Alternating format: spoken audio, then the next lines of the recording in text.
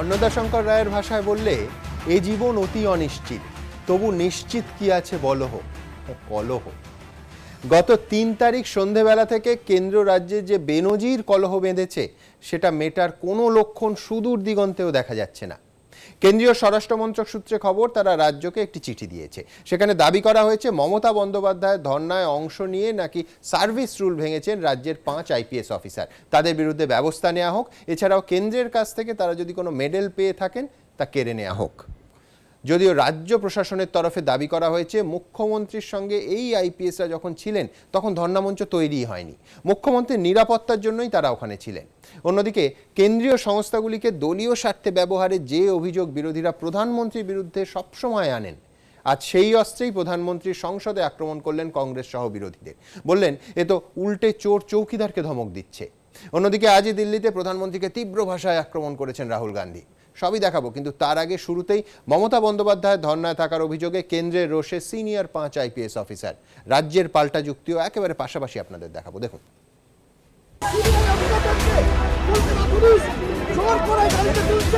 কলকাতার পুলিশ কমিশনারের বাড়িতে সিবিআই অভিযান ঘিরে চরমে পৌঁছেছে তৃণমূল বিজেপি সংঘাত।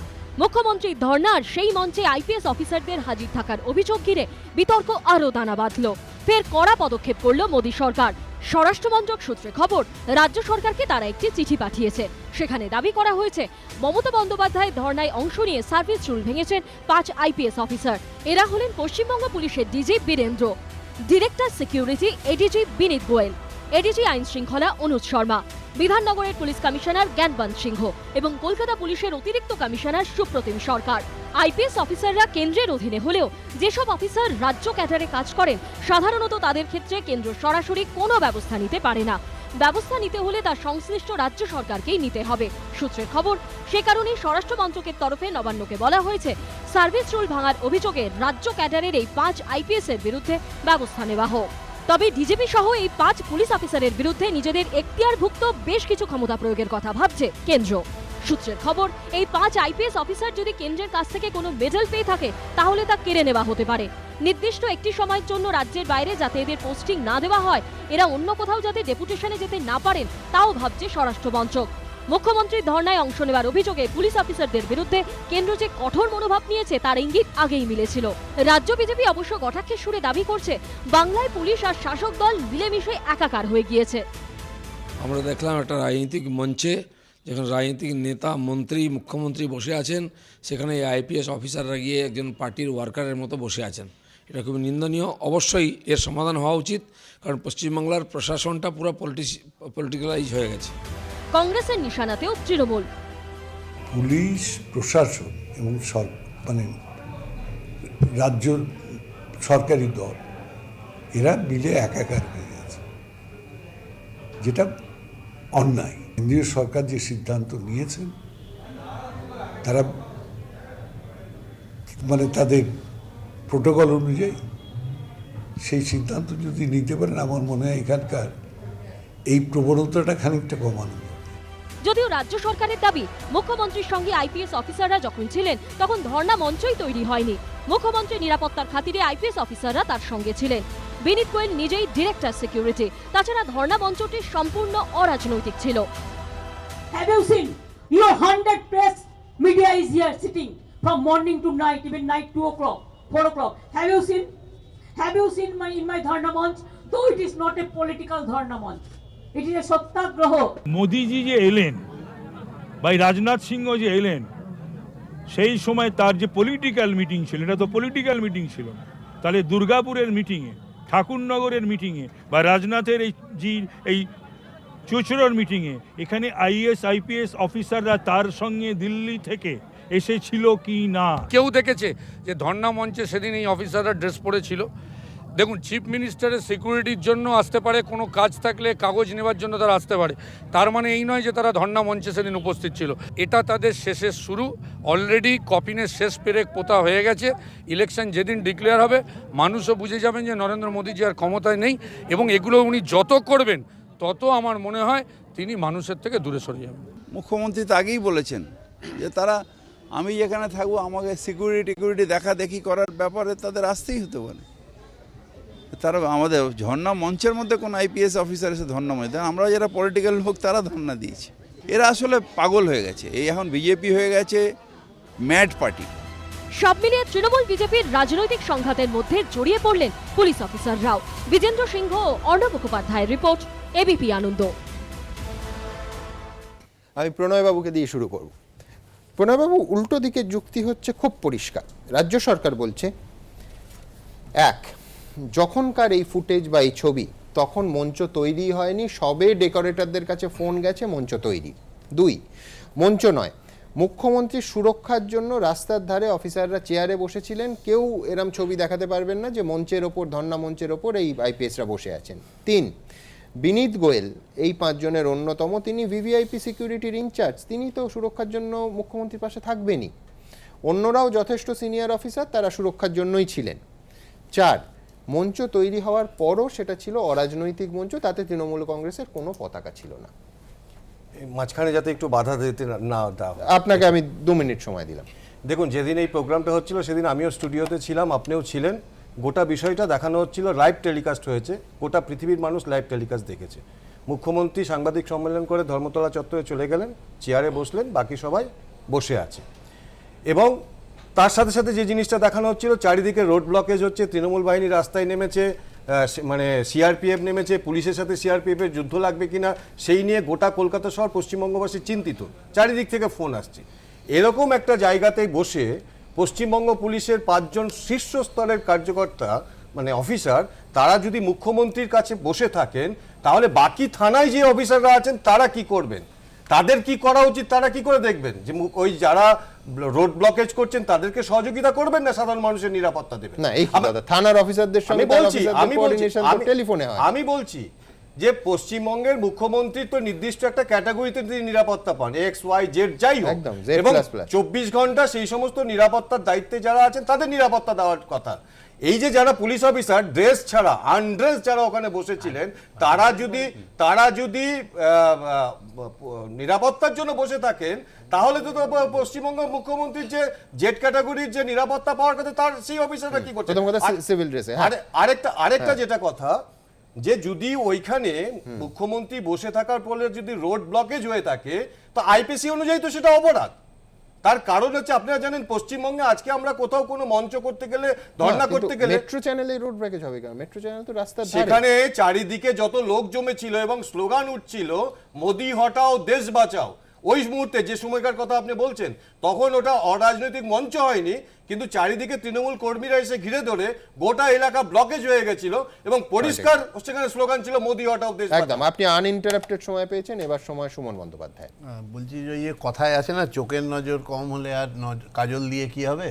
সুতরাং এই কাজল পড়ানোর চেষ্টা বৃথা, কারণ ওনাদের নজরটা খুব সীমাবদ্ধ হয়ে গেছে। আমি বলছি যে একটু আগে তাপস রায়ের যে ফুটেজটা আপনি দেখালেন, আমাদের মাননীয় মন্ত্রী, তিনি যে কথাটা বলেছেন তার কোনো উত্তর বিজেপির তরফ থেকে দেওয়া হয়েছে? একদম পরিষ্কার বলুন, কোনো কথা বলা হয়নি। আপনি গতদিন আপনার স্মরণে আছে যে পার্থ চট্টোপাধ্যায়ের গাড়িতে যেদিনকে বিজেপির কর্মীরা আক্রমণ করলো, সেদিনকে কিন্তু মানে একটা দিকের রাস্তা পুরো ব্লক করে মিছিলে গিয়েছে। তাহলে সেখানে কি খুব স্বাভাবিকভাবে সেখানেও যে যানবাহন চলছিল সেই যানবাহনে বাধাপ্রাপ্ত হয়েছে? তাহলে সেটাও একটা অপরাধের অংশ হতে পারে। ফলে কি বলবেন তো ওনারা বুঝতে পারছেন না। আজকে ঠাকুরনগরের সভায় যখন প্রধানমন্ত্রী উঠেছিলেন, বা তিনি দুর্গাপুরে যখন সভা করেছেন, সেই সভায় যখন একটা পলিটিক্যাল মিটিংয়ে উঠেছেন, তার সঙ্গে একাধিক আইএএস আইপিএস অফিসাররা ছিলেন, তার সিকিউরিটির কারণে ছিলেন। সুতরাং মুখ্যমন্ত্রী যেখানেই যান, পশ্চিমবঙ্গের যে কোনো প্রান্তে যান, তিনি এই সিকিউরিটিরা পান। এবং মুখ্যমন্ত্রীর পাশে যখন এই ছবিটা আপনারা দেখাচ্ছিলেন, তখনও পর্যন্ত মঞ্চ তৈরি হয়নি। খুব স্বাভাবিকভাবে একটা ছবি এখনো পর্যন্ত আমি কোনো মিডিয়াতে দেখিনি যে যেখানে এই পুলিশ অফিসার যাদের কথা বলা হচ্ছে তাদেরকে মঞ্চে দেখা গেছে। কারণ মঞ্চটাও যেটা তৈরি হয়েছিল, এই মঞ্চটাও কিন্তু একেবারে অরাজনৈতিক মঞ্চ। আপনাদের নিশ্চয়ই স্মরণে আছে যে অরবিন্দ কেজরিওয়াল, তিনিও কিন্তু এই বিজেপি সরকারের, কেন্দ্রীয় সরকারের চাপে বসে তিনি সেখানে ধর্ণা করেছিলেন। তো মানে যেখানে তার শাসনালয়, সেখানেই তিনি করেছিলেন। ফলে সেখানেও মানে এই ধরনের যে ধর্ণা, সেই ধর্ণার মূল উদ্দেশ্যটা কি? মূল উদ্দেশ্য হচ্ছে কেন্দ্র ফেডারেলিজমের যে শর্ত, সেই শর্ত না মেনটেন করে তারা রাজ্য সরকারের উপর চাপ তৈরি করছে, যাতে রাজ্য সরকার দুর্বল হয়। মূল কারণ হচ্ছে 19শে জানুয়ারির ব্রিগেড, সেই 19শে জানুয়ারির ব্রিগেড পর সারা আপনি ভারতবর্ষ বলছেন জুড়ে তার ফলে CBI প্রতিহিংসা, ED দাপাচ্ছে। ফাইন, প্রতিহিংসা। সন্ময়বাবু, সন্ধ্যা একটা কথা বলি, সেদিনকে আমরা তো এই স্টুডিওতে ছিলাম, যদি একবার আপনি সিরিয়ালটা খুলে দেবেন, ক্লিপিংটা খুলে দেখেন, মমতা দেবী যখন বসলেন শুরুই করলেন যে আমি ধর্নায় বসলাম। 1, 2 নম্বর হচ্ছে সিকিউরিটির জন্য 5 জন সারিবদ্ধভাবে বসে থাকে নাকি কখনো? আমরা ছোটবেলা থেকে দেখেছি সিকিউরিটির জন্য তারা সাইডে থাকেন। সিকিউরিটিতে যেভাবে বসেছিলেন সেটাকে বলা যায় না, 1 নম্বর। 2 নম্বর, 3 নম্বর হচ্ছে যে আজকে আপনি যদি 73 ঘন্টা না 75 ঘন্টা অনশন, তার মধ্যে কি ওই 3 ঘন্টা বাদ দিয়েছেন নাকি যখন ওরা বসেছিলেন? 3। আর প্রথম কথা হচ্ছে যে এই ট্যালেন্টেড অফিসারদের দোষ দিয়ে লাভ নেই, এরা অনেক যোগ্যতা নিয়ে কিন্তু আইপিএস হয়, এদের আমরা কৃতদাসে পরিণত করেছি। আপনার মনে আছে 2011 জাভেদ শামীম কৃতদাস হননি বলে, দময়ন্তী সেন কৃতদাস হননি বলে তাদের ট্রান্সফার করা হয়েছিল কোথায়? সত্যি কথা বলার অপরাধে। আপনার মনে আছে জঙ্গলমহলের মা বলেছিলেন স্টেজে মমতা দেবীকে পাশে বসিয়ে, এবং মমতা দেবী তার প্রতিবাদ সেদিনকে করেননি, উপভোগ করেছিলেন। একজন আইপিএস অফিসার জঙ্গলমহলের মা বলছেন মুখ্যমন্ত্রীকে, তখন মনে ছিল না আসলে এই আনুগত্য কেনা এটা একটা স্টাইল হয়ে গেছে, ফাইলের তলায় লুকোতে হচ্ছে কলকাতার পুলিশকে। বোম মেরে অনুব্রতের প্রমোশন হচ্ছে পশ্চিমবঙ্গের পুলিশের। খালি পায়ে পাঁচনন্দাকে খিচুড়ি বিতরণ করতে হচ্ছে কালীঘাটের বাড়িতে। সেই পাঁচনন্দা সাহেবকে যখন কোনো ক্যাবিনেট মিটিংকে দূরে দূরে দেখছেন, প্রকাশ্যে সাংবাদিকদের সামনে বলছেন পচাদা আপনি কোথায় আছেন। এই যে স্টাইল অফ অপারেশন, জাভেদ শামীমকে দিয়ে কদিন আগে ফলস স্টেটমেন্ট দেওয়ানো হলো। আপনি দেখেছেন যে সংবাদ মাধ্যমের সম্বন্ধে জাভেদ শামীম যে কথা বলেছিলেন, যে ধরনের রাজীব কুমারের সম্বন্ধে কথা বলা হচ্ছে এটা ভুল, তার 1 ঘন্টার মধ্যে রাজীব কুমারের মধ্যে অপারেশন হয়েছে। তাহলে জাভেদ শামীমকে আপনি ব্যবহার করলেন। কর্ণাটকে কুমারস্বামী সরকারের শপথের সময় মমতা দেবী গিয়েছিলেন কর্ণাটকে, এবং সেদিন আমরা কি দেখেছি, 2 মিনিট হাঁটতে হয়েছে বলে কুমারস্বামীকে কমপ্লেন করে পুলিশ অফিসারের ডিজিকে সেদিনকে ট্রান্সফার করেছিলেন মমতা দেবী। ইতিহাসগুলো ভুলে যাব না। শোনাবো, আপনি ইতিহাস বলেন, একটু সাম্প্রতিক জায়গায় যাই 1 সেকেন্ড। সেটা হচ্ছে বিএসএফ এর ডিজি কে শর্মা আরএসএস এর প্রোগ্রামে গেছিলেন। হচ্ছে আমি বলছি না তার শাস্তি কোথায় হয়েছে? সমস্ত রাজনৈতিক দলগুলো বাবু ইউনিফর্ম পরে আমি আমি শেষ করবো একটা কথা বলি। পুলিশের মুখে কালি লাগিয়ে তো রাজনৈতিক ইতিহাস শুরু হয়েছে বর্তমান পশ্চিমবঙ্গের মুখ্যমন্ত্রী থানার ওসিতে। আমি একটা কথা বলি, আমি কংগ্রেস রাজনীতি করি, বামপন্থী রাজনীতি করি না, কিন্তু একদিন আমার ভালো লেগেছিল সত্যজিৎ রায় যেদিনকে ক্রিমেশন হয়েছিল সেদিনকে শাহাদা বলে বিকে শাহকে সম্বোধন করেছিলেন বলে পরের দিন পুলিশ কমিশনারের পদ থেকে তিনি বরখাস্ত হয়েছিলেন। আজকের দিনে দাঁড়িয়ে শুধু শুধু রাজীব কুমারকে প্রোটেকশন দিতে গিয়ে এই যে নাটকটা করা হলো, এর ফলে পুলিশের মরালটা কিন্তু নষ্ট হলো।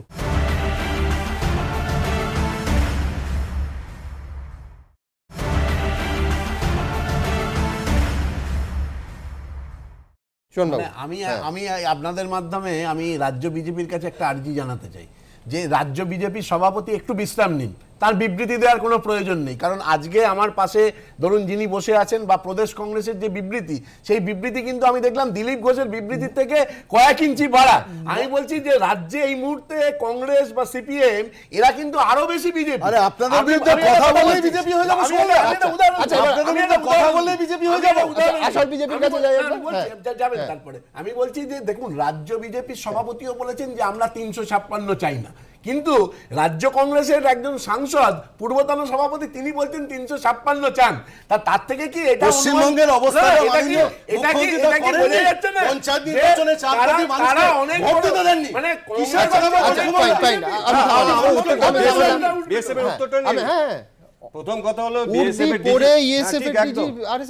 এর ডিজি যে প্রোগ্রামটাই গেছিলেন সেটা হচ্ছে সীমান্ত শান্তি সুরক্ষা সমিতি বলে একটি অর্গানাইজেশন, এবং সেটা পাবলিকের সাথে একটা অ্যাওয়ারনেস প্রোগ্রাম ছিল। এই রাজ্যের পুলিশ যখন ফুটবল ম্যাচ করে, যে পাবলিকের সাথে অ্যাওয়ারনেস করা, তাতে যদি অন্যায় না থাকে, সীমান্তে যারা বসবাস করে তাদের সাথে পাবলিক অ্যাওয়ারনেস করা কোনো অন্যায় নয়। অর্গানাইজার আরএসএস নয়, আয়োজক কলকাতা পুলিশ, তার নানা রকম প্রোগ্রামে সংগঠন থাকবে না, এবং সেটা সীমান্তে কাজ করে সাধারণ মানুষ। আমি বিশ্বনাথ বাবুর কাছে যাব। বিশ্বনাথ বাবু, আমার তৃণমূলের এক নেতা, তিনি তার একটা অন্য অ্যানালিসিস আছে, সেটা হচ্ছে দেখুন এই সিনিয়র আইপিএসরাই নির্বাচন আর কয়েক মাস পর, এরাই নির্বাচনের দায়িত্ব পেতেন এবং সামলাতেন। কোথাও একটা বাহিনীকে কি কেন্দ্র থেকেও একটা বার্তা দিতে হচ্ছে? এই তৃণমূল নেতার দাবি যে স্বরাষ্ট্র মন্ত্রক থেকে পরিকল্পনা করে ফোর্সের মোরাল ভেঙে দেওয়া হচ্ছে। দেখুন, আমি একটা খুব পরিষ্কার কথা বলছি, আমার ইলেকশন কমিশনের উপর পূর্ণ ফেথ। আমি রাষ্ট্রবিজ্ঞানের শিক্ষক, বিভিন্ন প্রতিষ্ঠানগুলোকে নিয়ে চর্চা করতে হয়। এখনো আমি বলছি সুপ্রিম কোর্টে আপনার ফেথ থাকতে পারে, কিন্তু একাধিকবার প্রশ্ন আসছে গত এক বছর। আমি আবার বলছি, জাতীয় নির্বাচন কমিশনের একাধিক, আবারও আমি বলছি, ন্যাশনাল ইলেকশন কমিশন আজকেও সুপ্রিম কোর্টের থেকে থেকেও নিরপেক্ষ, এটা সাধারণ মানুষ বিশ্বাস করে। কিন্তু যেই প্রশ্নটা নিয়ে আপনি চর্চা করছিলেন, দেখুন, আমরা পরস্পর বিপরীত দুটো অবস্থান দেখতে পাচ্ছি, কেন্দ্রীয় সরকারের থেকে বা রাজ্য সরকারের থেকে। কেন্দ্রীয় সরকার দাবি করছে যে একটা পলিটিক্যাল প্ল্যাটফর্মে অল ইন্ডিয়া সিভিল সার্ভিস বা অল ইন্ডিয়া পুলিশ সার্ভিসের লোকরা যাবে কেন, মানে তাদের কোড অফ কন্ডাক্ট ভাঙছে। অন্যদিকে তৃণমূল কংগ্রেস থেকে দাবি করা হচ্ছে যে না, তখনও ধর্ণামঞ্চ হয়নি, সুতরাং কেবলমাত্র মুখ্যমন্ত্রীকে সিকিউরিটি দেবার জন্য তারা বসেছিলেন। আমার প্রশ্ন হচ্ছে যে আমরা মানে জানি সিদ্ধান্তটা এমনভাবে নিই যাতে একটা অবজেক্টিভ কন্ডিশনের উপর ভিত্তিতে তাদের শাস্তি হয় বা তাদের সম্পর্কে একটা আমরা পুরো সিদ্ধান্তে আসতে পারি, অনুসিদ্ধান্তে আসতে পারি, মানে তার মানে তদন্ত দরকার। কিন্তু একটা জিনিস খুব পরিষ্কার, সেটা হলো যে আপনি যেটা সেদিন বারবার বলছিলেন যে আনপ্রেসিডেন্ট শব্দটা, ধরুন আমরা কি সত্যি, আমরা যারা এই সংবাদ মাধ্যমের সাথে মানে কিছু যুক্ত আছি বা আপনি তো পেশাদারভাবে যুক্ত আছেন, এরকম ঘটনা কখনো আসতে পারে যে কোনটা মঞ্চ নয়, কোন জায়গাতে গেলে আমি বলবো রাজনৈতিক মঞ্চ, কোন জায়গাতে না গেলে আমি বলবো যে না এটা নয়, মানে এই যে ডেফিনিশনের নতুন করে আনা ভাবনা। ঘটনা সূত্রপাতটাই ধরুন না, কলকাতা পুলিশ এবং সিবিআই এর সংঘাত, কে কোনোদিন আমরা কিন্তু একটা জিনিস দেখুন, আমরা কিন্তু বাই হার্ট বিশ্বাস করি যে রাজনীতি এবং প্রশাসনের মধ্যে একটা বিচ্ছেদ থাকা দরকার, অর্থাৎ একটা পার্থক্য থাকা দরকার। মানে পার্লামেন্টারি ডেমোক্রেসি দাবি করে যে রাজনীতির মধ্যে প্রশাসন, মানে স্থায়ী প্রশাসন কখনোই ঢুকবে না, কিন্তু এটা বারবার লক্ষ্য করা যায় যে নানা ঘটনার প্রেক্ষিতে অন্তত বারবার প্রতিফলিত হচ্ছে কি কেন্দ্রীয় সরকার কি রাজ্য সরকার প্রশাসনিক মানে প্রশাসনকে রাজনীতির কারণে ব্যবহার করছে। পলিটিসাইজেশন অফ অ্যাডমিনিস্ট্রেশন কিন্তু বারবার রিফ্লেক্ট হচ্ছে। তখন এইমাত্র আলোচনা হচ্ছিল পসনন্দাকে, তো সত্যি আমরা দেখেছি জুতো খুলে উনি 24 ঘন্টা ডিউটিতে থাকা মানুষ, সে মুখ্যমন্ত্রীর বাড়িতে পুজোর প্রসাদ সার্ভ করছেন, অথবা ভারতী ঘোষ মমতা বন্দ্যোপাধ্যায়কে রেখে মমতা বন্দ্যোপাধ্যায়কে রেখে মা বলছেন, তখন তিনি সেটা এনজয় করছেন, এটা তো ফ্যাক্ট। আবার উল্টো দিক থেকে আপনি যদি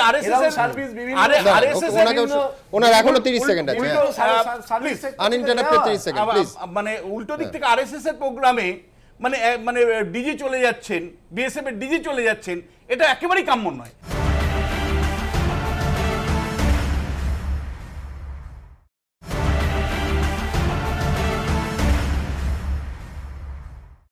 মানে আমরা যেটা খুব চিন্তিত সেটা হলো কি রাজ্য প্রশাসন কি কেন্দ্রের নরেন্দ্র মোদী প্রশাসন দুটোই প্রশাসনকে পলিটিসাইজেশন করতে চাইছে ভোটের সুবিধার জন্য, প্রভাব বিস্তার করবার জন্য এবং নিজের মতন করে প্রশাসন চালাবার জন্য, যেটা কিন্তু একেবারেই কাম্য নয়। আমি যে প্রত্যেকটি মানুষ বাই হার্ট বিশ্বাস করে যে পুলিশ প্রশাসন থেকে রাজনীতি মুক্ত হোক, প্রত্যেকে বিশ্বাস করে বাই হার্ট বিশ্বাস করে প্রত্যেকটি ভোটার যে ন্যায় নীতি অন্তত ভিত্তিতে পুলিশ প্রশাসন চলিত, প্রশাসনিক কাঠামো এবং রাজনীতি আলাদা থাকবে, এটাই তো কাম্য এবং এর বাইরে অন্য কোনো কিছু হলে গণতন্ত্র বিপন্ন। আমি দ্রুত কয়েকটা হ্যাশট্যাগ সঙ্গে সুমন দিয়ে যারা গোটা দিন মন্তব্য পাঠালেন দ্রুত দেখব। সাগর সরকার তিনি লিখছেন প্রশাসনিক পদের ব্যক্তিদের সবসময় নিরপেক্ষ থাকা উচিত। সমিত বিশ্বাস লিখছেন অরাজনৈতিক মঞ্চে মুখ্যমন্ত্রীর নিরাপত্তায় পুলিশ আধিকারিকরা যদি থাকেন তাহলে কোনো দোষ নেই। পুরুষোত্তম সামন্ত লিখছেন যে পুলিশ অফিসাররা কোনো একটি বিশেষ দলের হয়ে ধর্ণা মঞ্চে বসতে পারেন সেই তাদের দিয়েই আজ পর্যন্ত যত নির্বাচন হয়েছে তা কতটা নিরপেক্ষ ছিল সন্দেহ থেকেই যায়। অমিয় চট্টোপাধ্যায় লিখছেন রাজনৈতিকভাবে মমতার মোকাবিলা করা সম্ভব নয় বলেই কেন্দ্রীয় সংস্থাগুলিকে ব্যবহার করছে কেন্দ্র। মনোজ কান্তি পালিত ক্ষমতার স্বার্থে অন্ধ হলেও ন্যায় নীতি ভুলে রাজনীতি ও প্রশাসন এক হয়ে যায়, এটা সংসদীয় গণতন্ত্রের বিরুদ্ধে। রূপম মিত্র লিখছেন ধর্ণামঞ্চ তখন তৈরি হয়নি, আইপিএসরা ধর্ণামঞ্চে যাবেন কি করে? দ্রুত প্রতিক্রিয়া বিয়ন। প্রথম কথা বলি যে এই যে ঘটনাটা আমরা দেখছি, একটা কথা বলা হচ্ছে এখানকার পুলিশ এবং সিবিআই তার মধ্যে যে দ্বন্দ্ব, এই দ্বন্দ্ব কিন্তু আমরা 2012-তে দেখেছিলাম বিজেপি শাসিত রাজ্য ছত্তিশগড়। দ্বন্দ্ব 12 কেন, দ্বন্দ্ব গত 50 বছর ধরে বহু ক্ষেত্রে ওই দ্বন্দ্ব চলছে। নয়, এই দ্বন্দ্ব নয়, যেভাবে তোলার কথা বলা হচ্ছে, ধস্তাধস্তি, হ্যাঁ, আমি ধস্তাধস্তির হাতাহাতি। কথাই বলছি। ছত্তিশগড়ে 2012 সালে সালোয়া জুরুম মামলায় সিবিআই গ্রেপ্তার করতে যায়, তাদের ছত্তিশগড়ের বিজেপি শাসিত পুলিশ তাদেরকে ধরে, থানায় নিয়ে যায়, সে ঘটনাটা আসছে না প্রকাশ্যে। এবার আমি বলি দুটো কথা, সেটা হচ্ছে এই যে ঘটনা প্রবাহ, এই ঘটনা প্রবাহ দুটো বিজেপি নেতার মধ্যে কথোপকথনটা আপনি একটু মনে করে দেখুন। এখানকার বাংলার একজন বিজেপি নেতা, ভাইরাল হয়েছিল, বিজেপি নেতা, কেন্দ্রের একজন বিজেপি নেতা যিনি এখানে আসেন, এই দুজন বিজেপি নেতার যে কথোপকথন, বাংলার আইপিএস অফিসারদের টাইট দিতে হবে, সেই টাইট দেওয়ার পরিকল্পনার ফসল 2-2-4 মিলে যাওয়া এই পরিকল্পনা। আসলে ভোটটা এসে গেছে। আপনি একটা কথা বলুন, সিবিআই এর কাছে মামলার রেকর্ড চান, সিবিআই বলছে বাংলা এবং উড়িষ্যায় মামলা খুব বেশি হয়েছে, বাংলায় বেশি আর উড়িষ্যায়। বাংলার মুখ্যমন্ত্রী মমতা বন্দ্যোপাধ্যায়, তৃণমূল নেত্রী মমতা বন্দ্যোপাধ্যায়, কি দরকার ছিল মোদির বিরুদ্ধে এত কথা বলা, 19শে জানুয়ারি ব্রিগেডে মোদির বিরুদ্ধে কথা বলা, আবার ধর্ণা মঞ্চ করা? কই নবীন পট্টনায়ক কই কথা বলছেন না তো, সেখানে তো কই মামলা টামলা নিয়ে আর এত আলোচনা। আমি তোমায় স্মরণ করে দিই, এক সেকেন্ড, মানে গত সপ্তাহে বিজন গত সপ্তাহে গোটা দেশকে চমকে দিয়ে, গোটা দেশকে চমকে দিয়ে বিজেডি সাংসদ তিনি পার্লামেন্টে উঠে দাঁড়িয়ে বললেন যে যেভাবে সিবিআই সেখানে তদন্ত করছে তা কোনোভাবে নিরপেক্ষ নয়, এবং তার জন্য উড়িষ্যার সরকারের প্রশাসনের নানা রকম সংঘাত হচ্ছে সিবিআইয়ের সঙ্গে প্রশাসনে। বিজেডি কিন্তু মমতা বন্দ্যোপাধ্যায়ের এই 19-এর জোট বলো, ব্রিগেডের জোট বলো, তারপরে ধর্ণা মঞ্চে যারা আসেন কোথাও নেই তো। আমি সেই জন্য বললাম সেটা নিয়ে হইচই কম হচ্ছে। আরেকটা কথা বলুন, আসামের একজন কেন্দ্রীয় কংগ্রেসের নেতা ছিলেন, এখন যিনি বিজেপি ডেপুটি চিফ মিনিস্টার, তিনি হেমন্ত বিশ্ব শর্মা, তিনি টুইট করে কি বলেছিলেন, আর আজ বিজেপিতে যোগ দেওয়ার পর তার সম্পর্কে কি হচ্ছে। এ রাজ্যে একজন যিনি সারদায় যুক্ত ছিলেন, এখন তিনি বিজেপিতে। আসলে বিজেপিতে যোগ দাও 7 গুণ মাপ। বেশ বেশ বেশ বেশ ফের না পঙ্কজদা। বিষয়টা হচ্ছে যে আমরা যদি দেখি যে যোগ দেওয়া বা যোগ দেওয়া নয়, যাদের নামে অন্য দলে থেকে বিজেপিতে এসছেন তাদের সিবিআই ডেকেছেন, তারা তদন্তের সহযোগিতা করেছে, অ্যাপিয়ার করেছে, কিন্তু আমরা কাদের দেখছি? তদন্ত করতে দেব না। প্রথমে একটা কমিশন করলো, কমিশনে কত টাকা বরাদ্দ করা হয়েছিল? 290 কোটি টাকা। 40 থেকে 50 হাজার কোটি টাকার স্ক্যাম রাজস্ব থেকে নিয়ে এটা করা হলো, তার অর্ধেক ডিস্ট্রিবিউশন হলো, তারপর কমিশনটা বন্ধ করে দেওয়া হলো। আমরা কি দেখলাম? মাছ ভাত খাওয়ানো হলো, কিন্তু টাকা ফেরতের জন্য বারবার ছলনা করা হচ্ছে এবং তাকে বাধা দেওয়া হচ্ছে। তদন্তের কাজে এই বাধা দেওয়া হচ্ছে কেন? এটা হচ্ছে বড় কথা। দ্বিতীয়ত, যখন উনি চেয়ারে গিয়ে বসলেন, আপনি লাইভ দেখিয়েছেন, আমি লাইভ দেখেছি, বলেন আমি বসলাম, অর্থাৎ ওখান থেকেই ধর্নাটা শুরু হলো। যদি নিরাপত্তাই হয় তাহলে নিরাপত্তার একটা বলয় হয়। প্রধানমন্ত্রীর সময় যারা উড়ে এসছেন তারা নিরাপত্তার বলয় তৈরি করেছেন, তখন মঞ্চটা তৈরি হয়নি, মঞ্চ তৈরি হয়নি। 46 ঘন্টা কখন থেকে কাউন্ট হয়েছে? ওই চেয়ারে বসা থেকে কাউন্ট হয়েছে। আপনি কি বলেছেন যে 43 ঘন্টা 2 ঘন্টা মঞ্চ বাঁধতে লেগেছে? তা তো বলেননি। আর নিরাপত্তা, আমি আপনার পাশে এরকম করে বসে থাকলাম, তাহলে কি নিরাপত্তা হলো? নিরাপত্তার একটা বলয় তৈরি হয়। তার যদি তার অনেকগুলো লেয়ার থাকে, সেটা তৈরি করা হয়নি। এই মুহূর্তে একটা বড় খবর আছে, এখানকার আইপিএসদের চিঠি ধরানো হয়েছে যে বিএসএফ এর ডিজি কে কোনো কোয়েরি করা হয়েছে, আমাদের কাছে চিঠি পাঠানো হয়েছে। এখন খবর এই মুহূর্তে সবথেকে বড় খবর, আমি সরাসরি চলে যাব আমাদের প্রতিনিধি প্রকাশ সিনহার কাছে। প্রকাশ, একটা তারিখ শোনা যাচ্ছে 9 তারিখ শিলংয়ে, যেটা সুপ্রিম কোর্ট একেবারে লোকেশন নির্দিষ্ট করে দিয়েছিলেন যে রাজীব কুমার নিরপেক্ষ কোনো জায়গায়, সিবিআই এবং রাজীব কুমার তাদের মুখোমুখি বৈঠক হবে। 9 তারিখ শোনা যাচ্ছে। প্রকাশ, বিস্তারিত জেনে নেবো তোমার কাছ থেকে, কি খবর রয়েছে? একদম সুমনদা, আমরা সিবিআই সূত্রে খবর পাচ্ছি যে 9 ফেব্রুয়ারি রাজীব কুমার, পুলিশ কমিশনার রাজীব কুমারকে শিলংয়ের সিবিআই দপ্তরে হাজির হতে বলা হয়েছে, অর্থাৎ তার বয়ান রেকর্ড করা হবে সেদিন। তুমি জানো আজকে সকাল থেকেই আমরা দেখেছি জয়েন্ট ডাইরেক্টর সিবিআই তিনি সিজিও কমপ্লেক্সে বৈঠক করেছেন, এমনকি যেটা সিবিআই সূত্রের খবর, তিনি ভিডিও কনফারেন্স মারফত ডাইরেক্টরের সঙ্গে কথা বলেছিলেন। এখন আমরা যেটা সিবিআই সূত্রে জানতে পারছি যে পুলিশ কমিশনার রাজীব কুমারকে 9 তারিখ সামন করা হয়েছে, অর্থাৎ তাকে 9 তারিখ শিলংয়ের সিবিআই দপ্তর সেখানে হাজিরা দিতে বলা হয়েছে। সেদিনই কিন্তু তার বয়ান রেকর্ড করা হবে। আমরা যেটা জানি আগামীকাল সকালবেলায় 10 জনের যে টিম গঠন করা হয়েছে তারা কিন্তু কলকাতায় এসে পৌঁছেছেন। সকালবেলায় একটি বৈঠক হবে, তারা আগামীকালই কিন্তু শিলং চলে যাচ্ছেন, শিলংয়ের উদ্দেশ্যে রওনা দেবেন। এবং যেটা আমরা সিবিআই সূত্রে খবর পাচ্ছি যে পুলিশ কমিশনার রাজীব কুমারকে 9 তারিখে হাজিরা দিতে বলা হয়েছে। 9 তারিখে সিবিআই এর আধিকারিকরা রাজীব কুমারকে সম্মতি জানিয়েছেন? এই 9 তারিখটা কি তিনি মেনে নিয়েছেন, তিনি যাচ্ছেন? না, এই কথা কিন্তু রাজীব কুমারের প্রতিক্রিয়া আমরা এখনো পাইনি। কেন কি এক্ষুনি 2 মিনিট আগেই আমরা সিবিআই সোর্সে এই খবর পেয়েছি যে রাজীব কুমারকে মেল করা হয়েছে। রাজীব কুমারকে 9 তারিখ বলা হয়েছে শিলংয়ের সিবিআই দপ্তরে হাজিরা দিতে। রাজীব কুমারের তরফে কোনো উত্তর এসছে কিনা এটা কিন্তু এখনো জানা যায়নি। অনেক ধন্যবাদ প্রকাশ তোমায়। আমি দ্রুত একবার দেখে নেব যে এই প্রস্তুতির কথা যেটা প্রকাশ বলছিল, 9 তারিখে বৈঠকের প্রস্তুতি সিবিআই এর তরফে, 10 জন অফিসার ইত্যাদি বিস্তারিত। সিবিআই কলকাতা পুলিশের সংঘাতের আঁচে ফুটছে রাজনীতি, জল গড়িয়েছে আদালতেও, বসেই নেই সিবিআইও। সারদা কাণ্ডে কলকাতার পুলিশ কমিশনার রাজীব কুমারের বয়ান রেকর্ড করার জন্য বিশেষ দল গঠন করল কেন্দ্রীয় গোয়েন্দা সংস্থা। সিবিআই এর বিশেষ এই টিমে একজন এসপি, 3 জন করে এএসপি, ডিএসপি এবং ইন্সপেক্টর পদমর্যাদার অফিসার রাখা হয়েছে। এদের আনা হয়েছে দিল্লি, লখনৌ এবং ভোপাল থেকে। তাদের বলা হয়েছে শুক্রবার সকাল 11টার মধ্যে কলকাতার সিবিআই দপ্তরে রিপোর্ট করতে। নির্দেশিকায় জানানো হয়েছে অন্তত 20 ফেব্রুয়ারি পর্যন্ত এই 10 জন অফিসারকে থাকতে হতে পারে। সিবিআই সূত্রে দাবি, দায়িত্ব বুঝিয়ে দিয়ে শুক্রবারই তাদের শিলং পাঠিয়ে দেওয়া হবে। কিন্তু কেন এরকম বিশেষ দল গঠন করা হলো? সিবিআই সূত্রে খবর, রাজীব কুমারকে যখন প্রথমবার তলব করা হয় তখন সিবিআই অধিকর্তাকে তিনি একটি খামবন্দি চিঠি পাঠান। সেই চিঠিতে কলকাতার তদন্তকারী অফিসারদের নিরপেক্ষতা নিয়ে প্রশ্ন তোলেন রাজীব কুমার। বয়ানের রেকর্ডের ক্ষেত্রে সেই অভিযোগ তিনি যাতে না তুলতে পারেন সেজন্যই এই কৌশল। বিশেষ এই 10 জনের দলকে নেতৃত্ব দেবেন পূর্বাঞ্চলের দায়িত্বপ্রাপ্ত সিবিআই এর জয়েন্ট ডিরেক্টর পঙ্কজ শ্রীবাস্তব। সূত্রের খবর, সারদা তদন্তকারী অফিসার তথাগত বর্ধন এবং এসপি পার্থ মুখোপাধ্যায়কে নিয়ে শনিবার শিলংয়ে যাবেন পঙ্কজ শ্রীবাস্তব। সিবিআই সূত্রে খবর, আগামী রবিবার কুণাল ঘোষকে শিলংয়ে তলব করা হয়েছে। তিনি এতদিন যেসব তথ্য দিয়েছেন তা যাচাই করবে 10 জনের দল। কুণালের কাছ থেকে নতুন তথ্য জানতে চাওয়া হতে পারে। কুণাল ঘোষ জানিয়েছেন, সিবিআই এর নোটিশ পেয়েছি, জামিনের শর্তই ছিল তদন্তে সহযোগিতা করতে হবে, তাই আমি শিলং যেতে বাধ্য। রাজীব কুমারের বয়ান রেকর্ডের আগে সিজিও কমপ্লেক্সে চলছে চূড়ান্ত পর্যায়ের প্রস্তুতি।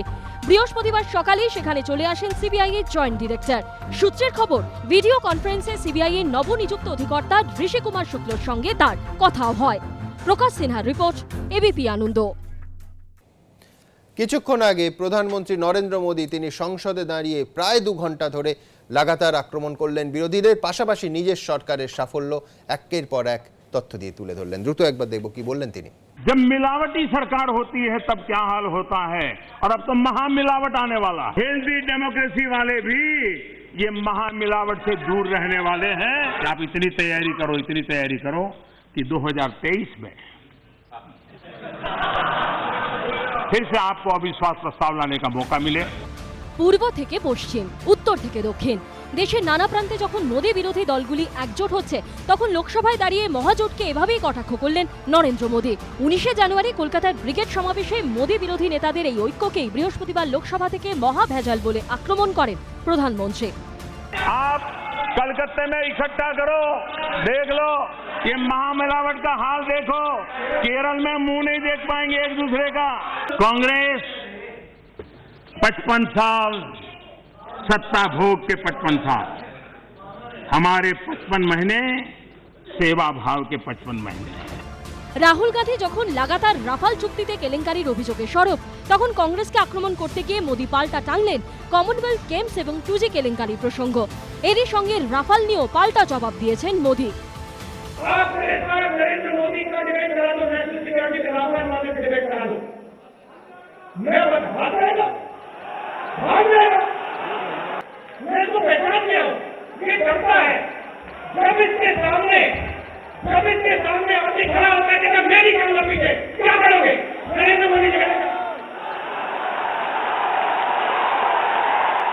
कांग्रेस पार्टी चाहती नहीं है कि हमारी वायुसेना मजबूत हो। आप राफेल का सौदा रद्द हो, इसके पीछे किसकी भलाई के लिए लगे हो? आप किस कंपनी की भलाई के लिए खेल खेल रहे हो? मैं कभी सोच रहा था ये राफेल को लेकर के ये झूठ भी इतने कॉन्फिडेंस से क्या बोलते हैं। तो जब मैं डिटेल देखने लगा तो मुझे पता चला कि वो ये मान के चले हैं कि पिछले 55 साल में सत्ता भोग के काल में एक भी रक्षा सौदा बिना दलाली हुआ ही नहीं। মোদির ভাষণ চলাকালীনই কংগ্রেসের সাধারণ সম্পাদকদের সঙ্গে বৈঠক সেরে বেরিয়ে সেই রাফাল অস্ত্রেই শান দেন Rahul. Prime Minister has helped steal 30,000 crores from the defense forces. He has handed that money to Anil Ambani. And he has done it personally. Modi যখন লাগাতার আক্রমণ করে চলেছেন তখন লোকসভায় উপস্থিত সোনিয়া গান্ধী, আর তার সামনেই আরও একবার ক্রিশ্চিয়ান মিশেলের নাম না করে অগুস্তা ওয়েস্টল্যান্ড কাণ্ডে মধ্যস্থতাকারীকে গ্রেপ্তার করে আনার প্রসঙ্গ টানেন মোদি। चेहरे उतरे हुए हैं और कारण यही है क्योंकि अब राजदार को पकड़ करके लाए गए हैं। एक नहीं, दो नहीं, तीन राजदार। अब आपकी चिंता है कैसे पकड़े जाते हैं, कैसे लाए जाते हैं, कैसे पूछा जाता है और चिट्ठियां पकड़ाई जाती है, छुप के चिट्ठियां पकड़ाई जाती है। इसलिए आपकी बेचैनी मैं समझ सकता हूं। রাহুল গান্ধী লাগাতার প্রশ্ন করে চলেছেন কি করে বিজয় মাল্য, নীরব মোদী, মেহুল চোকসির মতো শিল্পপতিরা ব্যাংকের ঋণ না মিটিয়েই পালিয়ে গেলেন, কেন মোদী তার সঙ্গে মুখোমুখি বিতর্কে বসছেন না। बीजेपी के नेताओं से मैं कहता हूँ, इनको मेरे साथ एक खड़ा कर दो 5 मिनट में 6 मिनट की बात 5 मिनट नहीं हो पाएगा, नहीं हो पाएंगे क्योंकि नरेंद्र मोदी जी ने देश धोखा दिया है। जो भाग गए हैं वो ट्विटर पर रो रहे हैं कि मैं तो 9,000 करोड़ लेके निकला था लेकिन मोदी ने 13,000 करोड़ रुपया मेरा जब्त कर लिया, वो रो रहे हैं। সব মিলিয়ে লোকসভা থেকেই কার্যত লোকসভা নির্বাচনের প্রচার শুরু করে দিলেন নরেন্দ্র মোদী। এবিপি আনন্দ। শোনবাবু, একেবারে পরতে পরতে বিরোধী জোট, তবু অল্প একদম টার্গেট কংগ্রেস। তার কারণ কংগ্রেসের নেতৃত্বে সরকার হবে সেটা নরেন্দ্র মোদী বুঝতে পারছেন। বলছেন আপনারা গণতন্ত্রের কথা কি বলবেন? 50 বার ইন্দিরা গান্ধী রাজ্য সরকারগুলোকে বিরোধী হলেই সরকার দেখুন, 57 মাস বয়সের একটা সরকার তার তো নিজের অ্যাপ্রেজাল করে লোকসভায় প্রেজেন্ট করবে যে আমি রেফেলে দুর্নীতি করিনি, আমি এই করেছি। উনি বেশিরভাগ সময়টা আপনি যদি স্টেটমেন্টগুলো দেখেন, খেয়াল করছিলেন কিনা জানি না, যে প্রত্যেকটা ক্ষেত্রে কিন্তু কংগ্রেসকে অ্যাটাক করছেন, বিরোধীদের অ্যাটাক করছেন। দরকার তো নেই এত ভালো পারফরমেন্স, আচ্ছা দিন, হ্যাঁ 15 লাখ টাকা ফেরত, জিএসটি, এত বড় বড় কাজ করেছেন। মানুষের কাছে তো সেই কথাগুলো লোকসভা দাঁড়িয়ে বলা উচিত। লোকসভা তো ট্র্যাজেডিটা এইটাই ভারতীয় গণতন্ত্রের, যে একদিকে প্রধানমন্ত্রী আজ সংসদে দাঁড়িয়ে বলছেন উল্টা চোর কোতোয়াল কো ডাটে, মানে বিরোধীদের চোর বলছেন, আবার রাহুল গান্ধী স্লোগানই করেছেন চৌকিদার চোর হ্যায়। মানে আমি বলছি কোথাও কি বিলো দ্য বেল্ট হয়ে যাচ্ছে নির্বাচনের এতদিন আগে? একটা জিনিস কোথাও আমার মনে হচ্ছে এবারে লোকসভা নির্বাচনকে হারার প্রগাঢ় ভয় নরেন্দ্র মোদীকে কাজ করছে, যার জন্য এইসব ভাষা উনি প্রয়োগ করছেন। একদিকে হারার প্রগাঢ় ভয় আর একদিকে জেতার তীব্র ইচ্ছে। আমি প্রতিরক্ষা মন্ত্রী যখন পার্লামেন্টে রাফেল নিয়ে একদম পয়েন্ট টু পয়েন্ট উত্তর দিচ্ছিলেন, তখন কংগ্রেসের এমপিরা কাগজের প্লেন বানিয়ে ছুটছিলেন। অর্থাৎ তাদের উত্তরটা শোনার কারণ নেই, এই যেটা বলছেন উত্তর নেই। না, আজকে কিন্তু 1.25 ঘন্টার ভাষণ সব সাংসদরা ধৈর্য ধরে শুনেছে। তার কারণ কি? গণতন্ত্রের এটাই কাম্য। আজকে নরেন্দ্র মোদী পার্লামেন্টে দাঁড়িয়ে বলছে গত 4 বছরে কি করেছে। তো বিরোধী যারা আছেন তারা বিরোধিতা করুন, তারা কি করবে? নরেন্দ্র মোদী শুরু করলেন একটা চমৎকার নাটকীয় ভঙ্গি দিয়ে, যে নারদা যারা ওই একটা ইঙ্গিত দিলেন, অনেকে বলছে নারদার দিকে, যে টাকা ঢোকানোর ইত্যাদি। আমি বলছি নারদা নিয়ে শুরু করলেন, এথিক্স কমিটির একটা বৈঠক হয়েছে, সংখ্যাগরিষ্ঠ সদস্য বিজেপির লালকৃষ্ণ আদবানি মাথায়, তিনিও নারদা নিয়েও আপনারা বলবেন। এথিক্স কমিটি তো বিরোধী দলের নেতারাও আছে আমার যতদূর মনে হয়। বৈঠক আটকে নেই, এথিক্স কমিটির চেয়ারম্যান নারদা নিয়ে পার্লামেন্টে ইস্যু তুলবেন, আর এথিক্স কমিটির যারা মেম্বার, বৈঠকটা কে ডাকবেন? চেয়ারম্যান কেন দাবি জানাচ্ছে না যে মিটিং করতে হবে? তাদের রাইটের মধ্যে পড়ে, রাইটের মধ্যে পড়ে মেম্বারদের। মানে আলটিমেটলি আমি বলছি সারদা নারদা ইস্যুগুলো নির্বাচন এলে কাজে লাগে, এথিক্স কমিটি কিন্তু এগোয় না। মিটিং কি করে করবে? হ্যাঁ, আনকন্ডিশনাল ইমিউনিটি পেয়েছে তো বিজেপি নেতারা। মানে ধরুন বিজেপিতে যারা চলে গেছে তারা আনকন্ডিশনাল ইমিউনিটি, কোনোভাবে কিছু বিঘ্নিত করতে পারবে না। আপনি ধরুন এই যে রোজ ভ্যালির রোজ বাবুল সুপ্রিয়, তাকে একবার ডাকা হয়েছে? আমার কথা হচ্ছে মুকুল রায়, তাকে একবার ডাকা হয়েছে? তাকে একবার ডাকার পরে ডাকা হয়নি। রায়কে দুবার ডাকা হয়েছে, আজকে তিনি গেছেন এবং বলেছেন 3 কোটি টাকা নিয়েছেন অ্যাকর্ডিং টু মানে সুদীপ্ত সেনের চিঠি। আরে এই চিঠিটা সেদিন বার করলাম কেন? আপনারা তিনজনকেই থামালাম।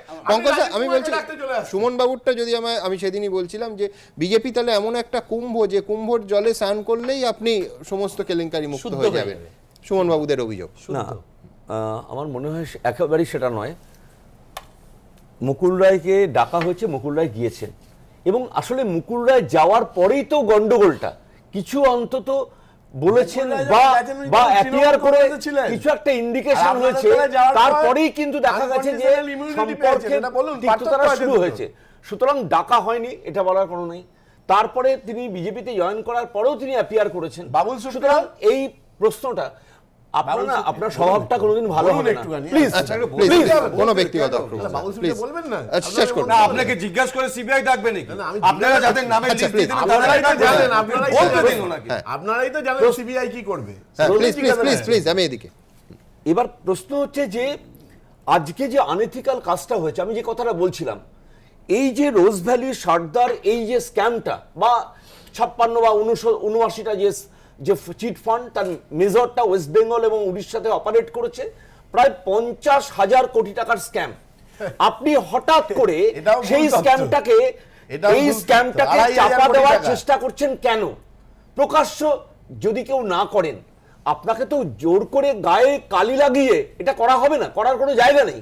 তথ্য প্রমাণ যদি যে জিনিসগুলো লোপাট করা হয়েছে, নেওয়া হয়েছে, সিজার লিস্টে সংবাদপত্রে বেরিয়েছে, পেন ড্রাইভ, সেগুলোকে কেন সরিয়ে দেওয়া হচ্ছে? সংবাদপত্র বেরোলে হবে না, দেখতে হবে যে জম্মু কাশ্মীর পুলিশের সিজার লিস্ট এবং সিট যে সিজার লিস্ট তুলে দিয়েছিল সেইটা বারবার অভিযোগ হচ্ছে, মিডিয়া সংবাদপত্র আমি দুজনের কাছে যাব। দ্রুত একবার দেখবো যে পাল্টা রাহুল গান্ধী আজকে সকালে এবং তারপরে পার্লামেন্টে তারপর ঠিক কি বললেন মোদির আক্রমণের উত্তরে।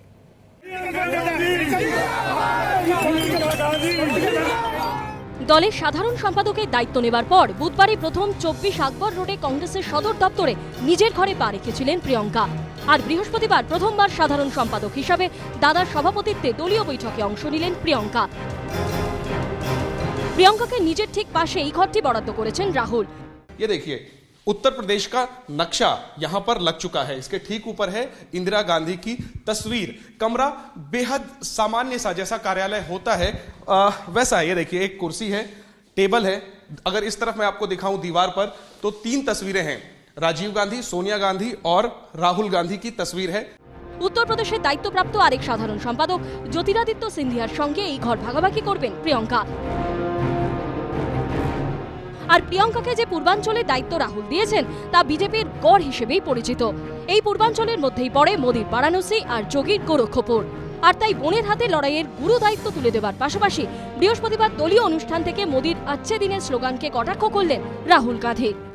अब देखिए, पहले होता था, बीजेपी के लोग कहते थे अच्छे दिन, दूसरी साइड से जनता कहती थी आएंगे। दिल्ली के किसी भी कोने में, महाराष्ट्र के किसी भी कोने में जब कोई कहता है चौकीदार चौकीदार चौकीदार, পাল্টা লোকসভায় দাঁড়িয়ে গান্ধী পরিবারকে আক্রমণ করেন মোদি। आपने कहा मोदी संस्थाओं को खत्म कर रहा है। हमारे यहाँ एक कहावत है, उल्टा चोर चौकीदार को डांटे। तो मुझे लगता है कि शायद बीसी और एडी की उनकी अपनी व्याख्या है। बीसी की व्याख्या उनकी है बिफोर कांग्रेस, मतलब कि कांग्रेस के पहले कुछ नहीं था इस देश में, और एडी का मतलब है आफ्टर डायनेस्टी। ये गरीबी से उठा हुआ इंसान जिसने कभी दिल्ली के गलियारे देखे नहीं थे, उसने इतनी बड़ी सल्तनत को चुनौती दे दी, वो पचा नहीं पा रहे। রাহুলের গলায় বৃহস্পতিবার মোদি সম্পর্কে ব্যঙ্গের সুর শোনা গিয়েছে। आज नरेंद्र मोदी मगर आज वो बोल भी नहीं पाता है। नरेंद्र मोदी मतलब खुल के बोल भी नहीं सकता है, प्रधानमंत्री यूं नहीं बोल सकता है। आज प्रधानमंत्री यूं बोलता है और ये काम कांग्रेस पार्टी ने किया है। পাল্টা রাহুলকে কটাক্ষ করেন মোদি। 2013 সালে মনমোহন সরকারের আমলে দাগি জনপ্রতিনিধিদের সদস্যপদ খোয়া যাওয়ার হাত থেকে বাঁচাতে তৎকালীন কেন্দ্রীয় সরকারের আনা অর্ডিন্যান্স রাহুল গান্ধী যেভাবে ছিঁড়ে ফেলে দিয়েছিলেন সেই প্রসঙ্গ জানেন তিনি। आपने मंत्रिमंडल के निर्णय, कैबिनेट का डिसीजन प्रेस कॉन्फ्रेंस में जाकर कैसे फाड़ रहे?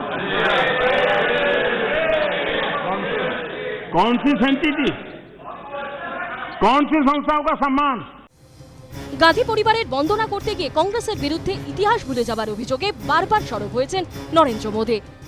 आपने पूरा समय एक परिवार के गीत गाने में खपा दिया। देश के इतिहास को भुला करके एक ही परिवार को देश याद रखे, सारी शक्ति उसी में लगाई। বৃহস্পতিবার পাল্টা মোদিকে স্বাধীনতার ইতিহাস মনে করিয়ে দেবার চেষ্টা করেছেন রাহুল।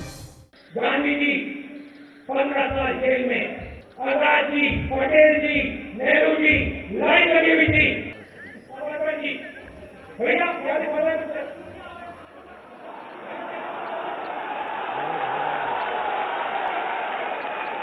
क्या लिखवाना बोला? अच्छा भैया आप अंग्रेज हो गए, क्या लिखवाना? अच्छा लिखवाना है कि मैं आपके खिलाफ कभी कुछ नहीं करूँगा, कभी लिखता हूँ। अच्छा और क्या लिखवाना है? पैस वाले कौन पैस वाले भैया? पैस वाले तो ये इनका डीएनए। आप शेर के बच्चे हो, आप सब शेर के बच्चे हो। রাহুলকে জবাব দিয়েছে বিজেপি। इतने घटिया स्तर पे उतर आए हैं कि इस पे कमेंट करने की जरूरत नहीं है। कोई सूरज के ऊपर थूकेगा तो मैं थूक उसी के मुंह पर आएगा। সব মিলিয়ে লোকসভা ভোট এগিয়ে আসার সঙ্গে রাহুলের আক্রমণের ধার কতটা বাড়ে আর পাল্টা বিজেপি তা ভোদা করতে কোন কৌশল নেয় সেদিকেই নজর গোটা দেশের। রাজস্বী দত্তগুপ্তের রিপোর্ট, এবিপি আনন্দ।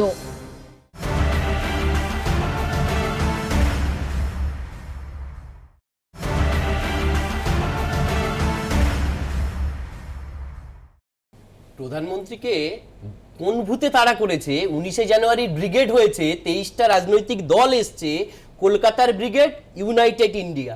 আচ্ছা এখানে প্রচার করছিলেন যে এত কাজ করেছি, একবারও তো বললেন না 50 দিন সময় চেয়েছিলেন বা স্বাধীনতার পর থেকে নোটবন্দির মতো এত বড় দুর্নীতি হয়নি। বিরোধীদের মহাজোট আসলে মহাভেজাল। হ্যাঁ মহাভেজাল, উনি তো একবারও তো বললেন না ওনার প্রতিশ্রুতি মতো 2 কোটি করে চাকরি দেবে বছরে, 10 কোটি চাকরি, 2 কোটি করে চাকরি দেবে বলে 10 কোটি চাকরি কোথায় গেল? 15 লক্ষ টাকা করে কার অ্যাকাউন্টে জমা পড়লো? আপনি একবারে তো বলছেন না যে বেটি বাঁচাও বেটি পড়াও যে প্রকল্পে বরাদ্দ তার থেকে গরু বাঁচাও প্রকল্পের বরাদ্দ বেশি। খুব ইন্টারেস্টিং। আমি একটা কথা বলি, প্রিয়াঙ্কা গান্ধী কংগ্রেসে জয়েন করলেন সাধারণ সম্পাদক হয়ে, তার পরের দিন থেকেই শুরু হয়ে গেল রবার্ট বড্রার পিছনে তাড়া করতে। আসলে গল্পটা এখানে প্রিয়াঙ্কা গান্ধী, আমি জাস্ট উত্তরটা দিই, প্রিয়াঙ্কা গান্ধী আসলে যে জায়গার দায়িত্ব নিয়েছে বারাণসীটা সেই কেন্দ্রের, আর নরেন্দ্র মোদী সেখান থেকেই ভোটে দাঁড়াবে। প্রিয়াঙ্কাকে ভয় পাচ্ছে প্রধানমন্ত্রী, আমি একবার তাই বড্রাকে ধরেছে, এই রবার্ট বড্রাকে তাই আক্রমণে যাচ্ছে। আমি বলছি টাইম লাইনটা খুব ইম্পর্টেন্ট। মানে বহু ক্ষেত্রে দেখা যাচ্ছে যে অভিযোগের শাশ্বত তো পরে আসছে, কিন্তু কোনো একটা কারণে দ্রুত যে মুহূর্তে কারণটা হচ্ছে সেই মুহূর্তে, আপনি দেখুন উত্তরপ্রদেশে তাই হলো। দেখুন আমি যে মুহূর্তে জোট ঘোষণা হলো খাদানের তদন্ত সামনে এলো। প্রিয়াঙ্কার ক্ষেত্রে সেই একই কথা বলা যায়। মানে আমি বলছি দান্দিক অবস্থানের বাইরেও বা সময় টাইমলাইন যেটা বলছিলেন তার থেকেও কিন্তু একজন নাগরিক হিসাবে আমি খুব মানে চিন্তিত যেভাবে আমাদের সমাজে দুর্নীতি ছেয়ে যাচ্ছে সর্বস্তরে, সেইভাবে কিন্তু দুর্নীতি দমনের উপায়গুলো নিয়ে আমরা ভাবি না। আমাদের পলিটিক্যাল পার্টির লোকরা দুর্নীতি নিয়ে ভাবি না, ভাবে নির্বাচনের সময় না ব্যবহার বা অপব্যবহার করে, সেগুলো এজেন্সিকে ব্যবহার বা অপব্যবহার করে। কারণ কি বলছি, এই নরেন্দ্র মোদী আজকে আমি দেখছিলাম বক্তৃতায় অনেকটা সময় দুর্নীতির মানে কংগ্রেস বা অন্য দলের দুর্নীতি নিয়ে কথা বলছিলেন। আমার প্রশ্ন, গত 5টা বছর আপনার হয়ে গেল, দুর্নীতি দমনের উপায় যেগুলো ছিল, মানে আমাদের জীবন থেকে দুর্নীতিটা চলে যেত, আপনি লোকপাল বিলটাকে কেন স্ট্রেনথেনিং করলেন না? কেন করলেন না আপনি? আপনার তো সুযোগ ছিল 5 বছরের মধ্যে আমাদের জনজীবন থেকে। একইভাবে আমি মমতা বন্দ্যোপাধ্যায়ের ক্ষেত্রে বলবো যে লোকায়ুক্ত বিলটা আপনি করলেন, তার কোনো অস্তিত্বই নেই। আমার পশ্চিমবাংলার দুর্নীতি আপনি নিজে বলেন মিটিংয়ে, অথচ দুর্নীতি দমনের উপায়গুলো নিয়ে আপনি কতটুকু সময় দেন? মানে আমি বলছি লোকায়ুক্ত মানে খুব চিন্তার ব্যাপার, খুব চিন্তার ব্যাপার যে দুর্নীতি দমনের যে উপায়গুলো দৈনন্দিন সেগুলো নিয়ে আমরা সিরিয়াসলি রাজনীতি ভোট এলে সেটা যথার্থভাবে ইমপ্লিমেন্ট হয়েছে এবং তারপর যে এনপিএ তার যে কারেকশনটা সেটা অনেক বেড়েছে। এবং রবার্ট বাড্রা আমি যেটা দেখছিলাম তার সম্পত্তির যা হিসাব, মানে লন্ডনে আমি বলছি এই সম্পত্তির হিসেবটা আমি বলছি 1 মাস আগেও তো এটাই ছিল, 2.5 মাস আগেও তো এটাই ছিল, 6 মাস আগেও এটাই ছিল। থার্ড নোটিশের পরে কিন্তু তাকে অ্যাপিয়ার করতে বলা হয়েছে। ইতিমধ্যে 3টে নোটিশ যে মুহূর্তে প্রিয়াঙ্কা পদে এলেন তার 24 ঘন্টার মধ্যে তাকে ডাকা হলো। আপনি ধরুন উত্তরপ্রদেশে ধরুন শুধু ফ্ল্যাট আর উত্তরপ্রদেশে অখিলেশ মায়াবতী জোর হলো, সকালে হয়েছে 2 ঘন্টা এদিক ওদিক হলো না, তার ভিতরে কেসটা সামনে এলো। ঠিক বিকানিরে আমরা দেখলাম স্কাইলাইট হসপিটাল। আপনি যা বলছেন মারাত্মক কঠোরতম শাস্তি হওয়া উচিত, কিন্তু আমার প্রশ্ন থেকে যাবে সময়টা নিয়ে। আমি সুমন এর কাছে যাব, আমি দ্রুত একবার সময় নিয়ে যে টাইম লাইনটা নিয়ে সংশয় এবং যে ঘটনাক্রম গত 48 ঘন্টা আমাদের সামনে এসছে, দ্রুত আবার বলছি দুর্নীতির কঠোরতম সাজা হওয়া উচিত। দেখুন, বুধবার স্বামী রবার্ট ভদ্রাকে ইডির দপ্তরে ছেড়ে এসেছিলেন প্রিয়ঙ্কা গান্ধী। বৃহস্পতিবার দ্বিতীয় দফার জিজ্ঞাসাবাদের পর স্বামীকে নিয়ে বাড়ি ফিরলেন কংগ্রেসের সাধারণ সম্পাদক।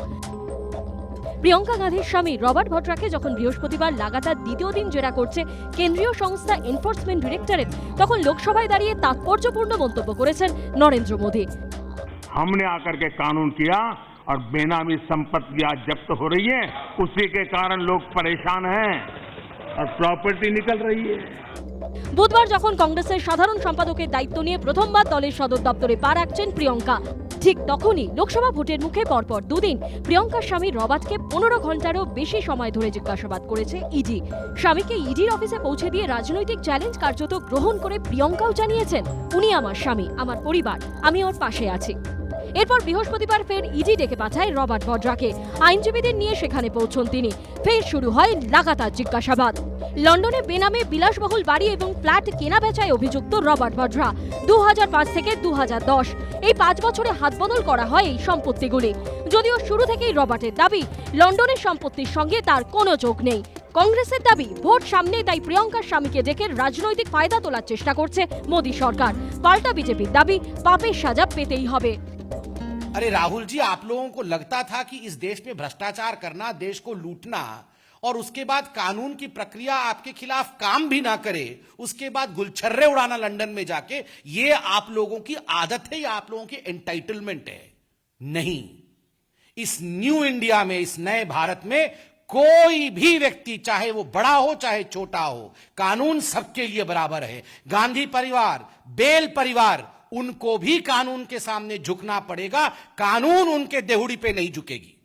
अब वो ढूंढ रहे हैं, इधर उधर फर्जीवाड़ा कर रहे हैं कि कहीं अपने राजनीतिक प्रतिद्वंदियों को बदनाम कर दें, उनको इल्जाम लगा दें, तो ये सब पूरा धंधा चल रहा है। भारतीय जनता पार्टी के लोगों के खिलाफ कितने गंभीर से गंभीर आरोप हैं, उसकी तरफ देखते भी नहीं है।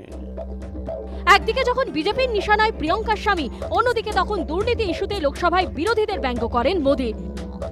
देश की जनता ने पूर्ण बहुमत वाली सरकार चुनी है और देश अनुभव करता है जब मिलावटी सरकार होती है तब क्या हाल होता है। और महात्मा गांधी बहुत पहले भनक गए थे, उनको अंदाज आ गया था कि सारी बीमारियों को रिसीविंग कैपेसिटी सबसे किसी की ज्यादा है तो कांग्रेस की। और इसलिए महात्मा गांधी ने उसी समय कहा था कांग्रेस को बिखेर दो। कांग्रेस मुक्त भारत है मेरा स्लोगन नहीं है, मैं तो महात्मा गांधी जी की इच्छा पूरी कर रहा हूं। और 150 साल है महात्मा गांधी जी के, ये श्रद्धांजलि के रूप में काम करना ही करना है। ये समर्पण भाव है। अहंकार का परिणाम है 400 से 40 हो गए। अहंकार का परिणाम है 400 से 40 हो गए और सेवा भाव का परिणाम है कि 2 से यहां आकर के बैठ गए। বৃহস্পতিবারও সকাল থেকে রাত 9 ঘন্টার রবার্ট ভদ্রাকে জিজ্ঞাসাবাদ করে এনফোর্সমেন্ট ডিরেক্টরেট। রাত 9:20 নাগাদ ইডির অফিসে যান প্রিয়ঙ্কা গান্ধী। কিছুক্ষণ পর তার গাড়িতে করে বাড়ি ফেরেন ভদ্রা। এ একেবারে উলটপুরাণ। এতদিন শোনা যাচ্ছিল তৃণমূল কংগ্রেসের সরকার, তারা সভার অনুমতি দিচ্ছে না, জমি দিচ্ছে না, কিন্তু এবার অভিযোগ উল্টো দিক থেকে। আলিপুরদুয়ারের রেলের যে জমি, সেখানে সভা করেছিলেন রাজনাথ সিংহ। তৃণমূল কংগ্রেস সেই জমি চেয়েছিল, কিন্তু রেল অনুমতি দেয়নি। অভিযোগ পাল্টা অভিযোগ আপনাদের সামনে রাখবো, তারপর আলোচনা। বাংলায় তাদের সভা করতে দিচ্ছে না তৃণমূল। গত কয়েকদিনে দলীয় নেতাদের একাধিক সভা বাতিলে এমনই অভিযোগ বারবার করেছে বিজেপি। अभी बंगाल में भारतीय जनता पार्टी को आगे बढ़ने से रोकने के लिए वहां की मुख्यमंत्री ने कमर कसी। योगी जी गए, हेलीकॉप्टर नहीं उतारने दिया। आज शिवराज सिंह गए हैं, परमिशन नहीं दी है। এবার উলটপুরাণ। আলিপুরদুয়ারের ফালাকাটায় তৃণমূলের সভার অনুমতি দিল না রেল।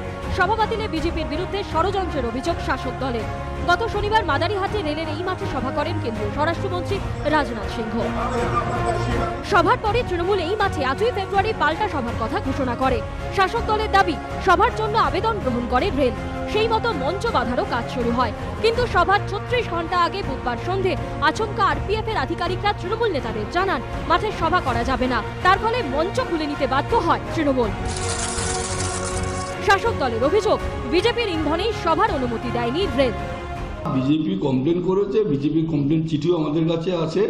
কমপ্লেন করে ওটা দিল্লি থেকে পারমিশন দেয়নি বলে আমাদেরকে আমরা বাধ্য হয়েছি পাশের মাঠে আমাদের মিটিং করতে। রাজনাথ সিংয়ের মিটিংয়ে যত লোক হয়েছিল তার যে 2 গুণ লোক আমাদের হবে কালকে মিটিংয়ে। তৃণমূলের অভিযোগ উড়িয়ে দিয়েছে বিজেপি। টিএমসি এখন মানসিকভাবে অসুস্থ হয়ে পড়েছে। প্রশাসনকে আর টিএমসি নেতাদেরকে জিজ্ঞাসা করেছিলাম, আপনারা রেলের মাঠে পারমিশন দিচ্ছেন, আমরা কিন্তু দেখতে চাইবো রেল পারমিশন দিয়েছে কি দেয় নাই। তাতেই ভয় পেয়ে ওরা সেই সভা ওখান থেকে সব বাঁশ টাস খুলে নিয়ে গেছে।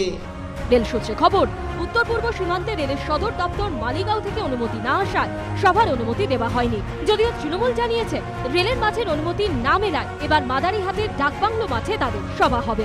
অরিন্দম সেনের রিপোর্ট, এবিপি আনন্দ, আলিপুরদুয়ার। প্রণববাবু, তৃণমূল কংগ্রেস বলছে যে রেলকেও এবার কেন্দ্রীয় সরকার পার্টি করে নিল। দেখুন, একদম দল বুঝে জমি দেয়া। একদম প্রথমে কুচবিহারে যেদিন অমিত শাহর প্রোগ্রাম হয়েছিল, সেটা একটা আমাদের দলীয় কর্মীর জমিতে করতে আমরা বাধ্য হয়েছিলাম, কারণ সরকারি জমি দেয়নি বলে। তারপরের দিন আপনারাই দেখিয়েছেন তৃণমূল কংগ্রেস গিয়ে ওখানে শুদ্ধিকরণ যাত্রা করেছিল, ওটা ব্যক্তিগত জমি ছিল, কিন্তু আমাদের যে কর্মী এই জমিটা দিয়েছেন তার অনুমতি নেওয়ার প্রয়োজন মনে করেনি তৃণমূল কংগ্রেস। অতএব তৃণমূল কংগ্রেস যেটা করছে, ব্যক্তি দল একটা জিনিস, রেল একটা সংস্থা। অবশ্যই রেল সংস্থা এবং রেল কেন দেয়নি কি অসুবিধা ছিল সে তো রেলের অফিসাররা বলতে পারবে, সেটা তো আমাদের বলার কথা না। কিন্তু একটা জায়গায়, গণতান্ত্রিক জায়গাতে সরকারি জমি না দিলে যে বেসরকারি জমিতেও করা যায় এবং আমরা সব জায়গায় করে দেখাচ্ছি, এটা তৃণমূলের মানসিক প্রস্তুতি থাকা উচিত। আমি বলছি যে আপনি রেলকে বলছেন কেন? রেল, সিবিআই, ইডি এরা সবাই তো এনডিএ জোটের মধ্যে রয়েছে। বিজেপির নেতৃত্বে যে এনডিএ জোট, এরা তো সবাই তার অংশীদার। এবং আপনি বলছেন যে এই ধরনের সভা আটকে কিছু করতে পারবে না। কারণ কেন বলছি, যে একটা মানুষের মধ্যে ভয়াতঙ্ক কিরকম কাজ করে। গতকাল আমি দেখছিলাম অমিত শাহ মুজফ্ফরনগর, ইউপির মুজফ্ফরনগরে ভোট সেখানে মিটিং করছেন, এবং সেই যেখানে একটা অত্যন্ত গুরুত্বপূর্ণ জায়গা ইউপি, ওই 71টা আসন 31টায় বা 21টায় নেমে আসবে কিনা সেই চ্যালেঞ্জ সেখানে তিনি বলছেন যে পশ্চিমবঙ্গে আমি 23টা সিট পাবো। আমার খুব আশ্চর্য লাগে বলতে যে বিজেপির মধ্যে কিন্তু অদ্ভুত একটা বাঙালি বিদ্বেষী একটা ট্রেন্ড রয়েছে। আমি বলছি না এটা, এই যে কিছুদিন আগে 31শে জানুয়ারি রিটায়ার করলেন রীনা মিত্র, আইপিএস অফিসার, যিনি মানে সিবিআই ডিরেক্টর হওয়ার একদিনের জন্য করা হয়নি, এবং তিনি একটা চিঠিও লিখেছিলেন, আপনাদের পত্রিকায় প্রকাশিত হয়েছিল, যাতে বলেছিলেন যে একদিন যেহেতু তাকে ওই তালিকায় অন্তর্ভুক্ত করতে না করা হয়, তার জন্য 31 তারিখ মিটিং না করে 1 তারিখে করা হয়েছিল, এবং 1 তারিখে ওই লিস্টটা তৈরি করা হয়েছিল। আপনি কি এটা মনে করেন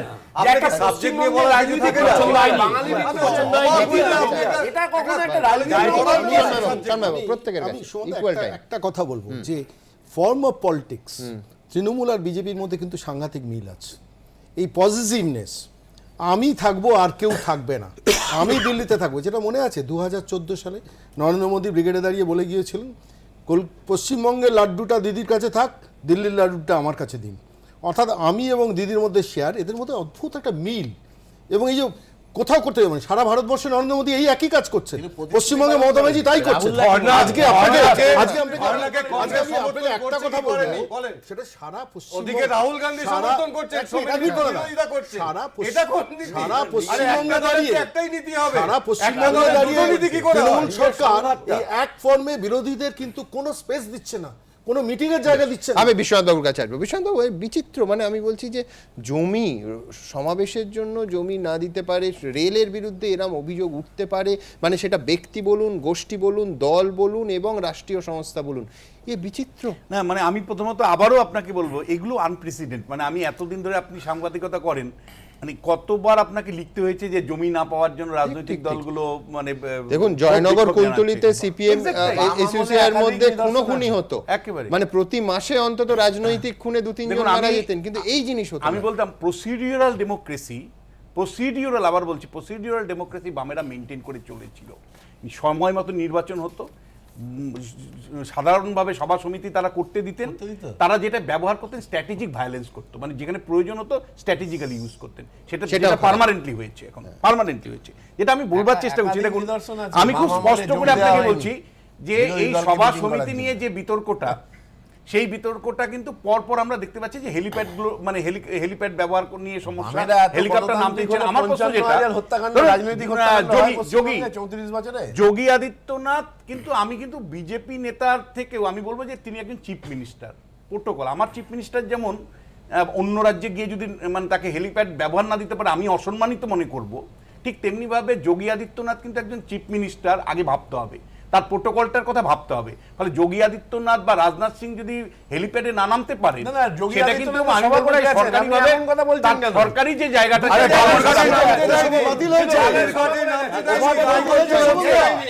আমি দ্রুত পরবর্তী জায়গায় যাব। বিশ্ব বাণিজ্য সম্মেলন, সেই সম্মেলনের মঞ্চ থেকে মমতা বন্দ্যোপাধ্যায় যে একাধিক কথা বললেন, নতুন কথা কি বললেন দেখাবো, তারপর এই বিতর্ক আরো চলবে। দেখুন, শুক্রবার উত্তরবঙ্গ সফরে আসছেন প্রধানমন্ত্রী। তার আগে আরও একবার মোদী সরকারকে নিশানা করলেন মমতা বন্দ্যোপাধ্যায়। মুকেশ আম্বানি, সজ্জন জিন্দালদের মতো দেশের প্রথম সারির শিল্পপতিদের সামনে বিশ্ববঙ্গ বাণিজ্য সম্মেলনের মঞ্চ থেকে তিনি দাবি করলেন কেন্দ্রে পরিবর্তন আসছে। After changing the government for industry, we will do a new policy that can help, that can boost up the Indian industry.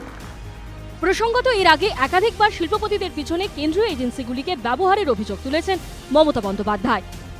Demonetisation আপনাদের ইন্ডাস্ট্রিতে এফেক্ট করেছে কি করেনি? Yes or no? যারা বলতে পারবেন না মনে মনে বলুন,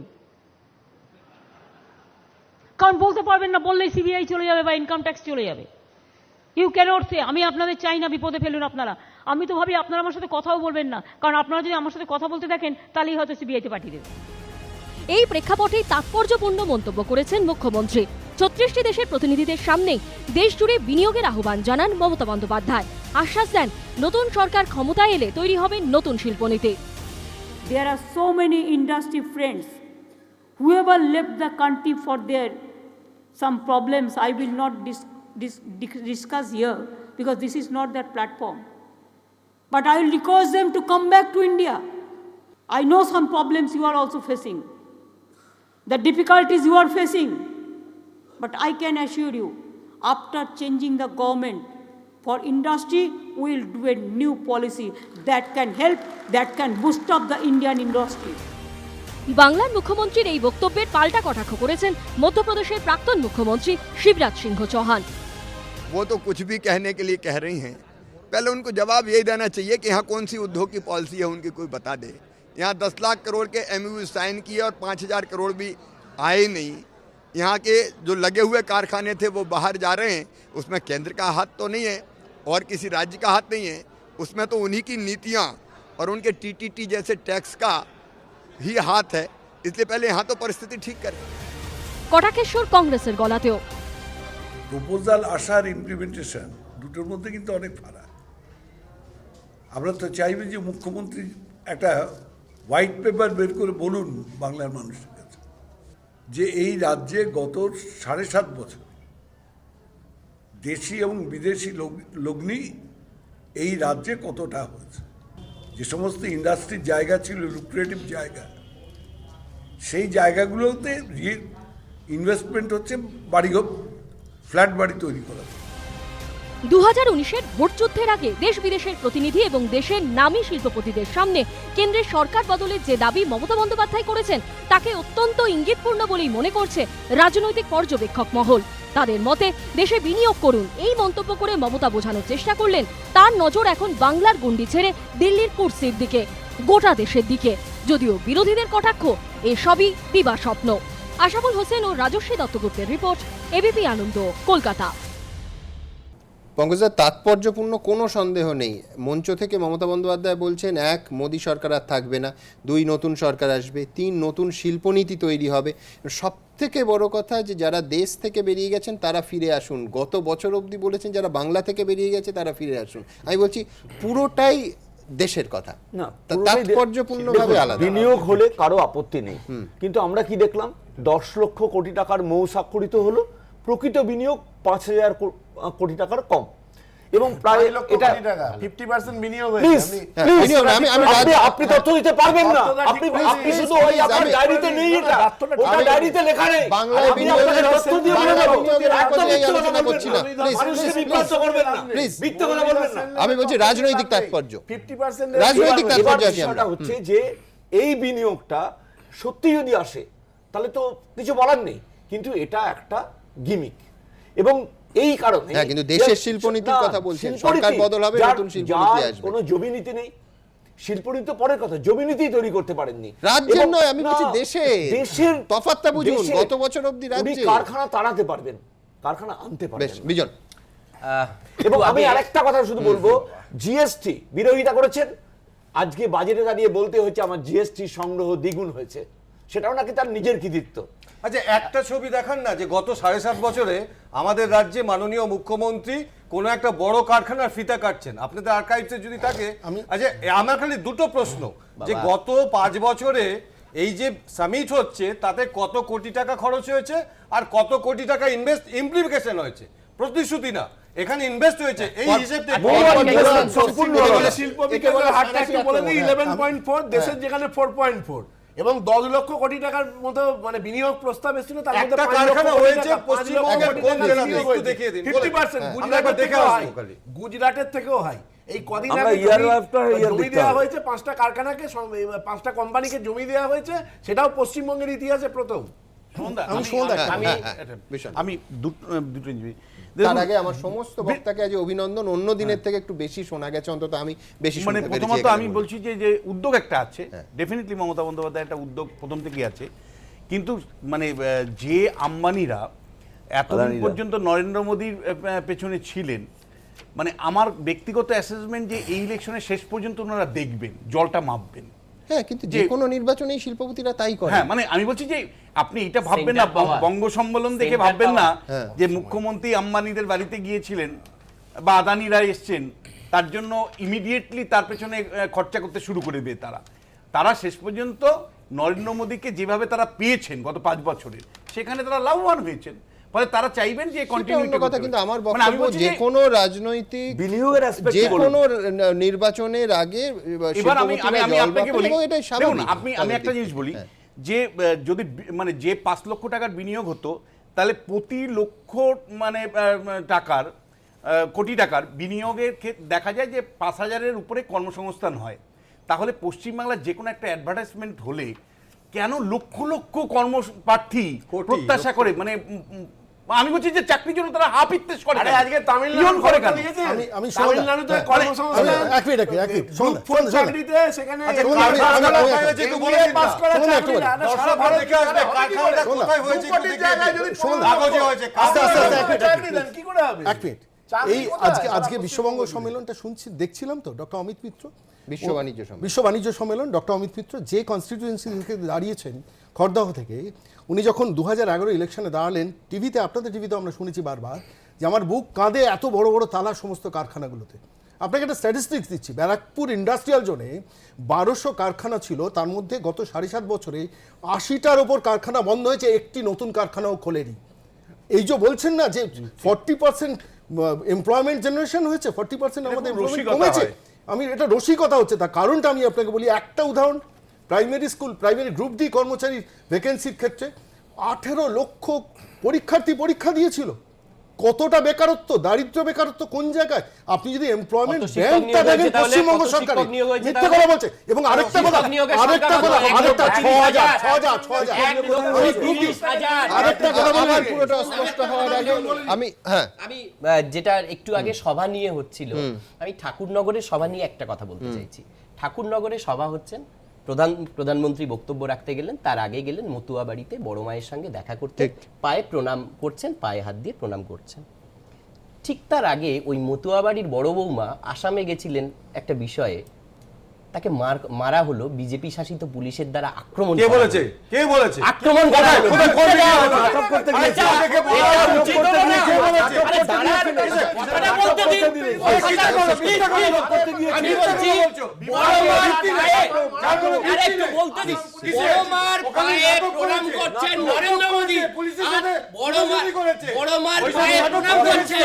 নরেন্দ্র মোদী ক্ষমা চাইলেন না।